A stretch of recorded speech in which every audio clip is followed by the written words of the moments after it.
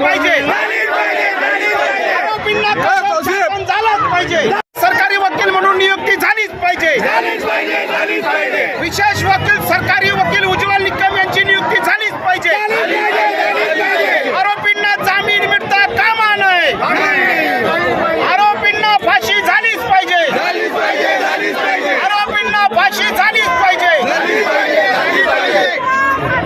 आज या ठिकाणी आम्ही सर्व वरणगावच्या मुस्लिम बांधवांनी या ठिकाणी मोर्चा काढलेला आहे आणि आजच्या या मोर्चाच्या माध्यमातून आमची मागणी आहे की या ठिकाणी निरपराध युवकाचा खून करण्यात आलेला आहे, आमचं रक्त या ठिकाणी वाया जाता कामा नये।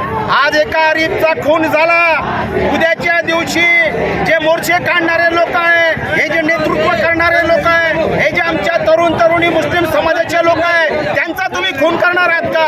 आमचा तुम्हाला सवाल आहे। तुमची दादागिरी, गुंडगिरी, आतंकवाद, हा दहशतवाद, हा आम्ही कुठल्याही पद्धतीने खपवून घेणार नाही।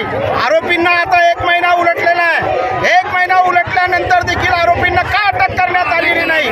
त्यांना का पाठीशी घातलं जात आहे? कशासाठी त्यांना अटक होत नाही? एक सोडून 100 पथक निर्माण करा, परंतु आरोपींना तुम्ही अटक करत नाही तोपर्यंत न्याय आणि इन्साफची लढाई आम्ही मागे हटणार नाही।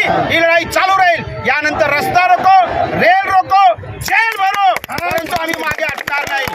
आमचा नारा आहे, अरे तुम्हाला जर जगायचे असेल तर इस्लामसाठी जगा, मुस्लिमांच्या न्याय अधिकार हक्कांसाठी जगा।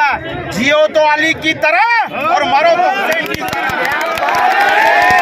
हे जे लढणारे जे लोक आहे न्याय अधिकार हक्कांसाठी आम्ही रस्त्यावरती आलो आहेत आणि ही लढाई आमची या ठिकाणी जारी राहील। इथून आता आम्ही वरणगाव पोलीस स्टेशनवरती हा मोर्चा आणलाय, इथून हजारोंच्या संख्येमध्ये आम्ही जे याच्यानंतर लॉंग मार्च काढू, वरणगाव ते प्रांत कार्यालयापर्यंत आम्ही लॉंग मार्च काढू, पण मागे हटणार नाही।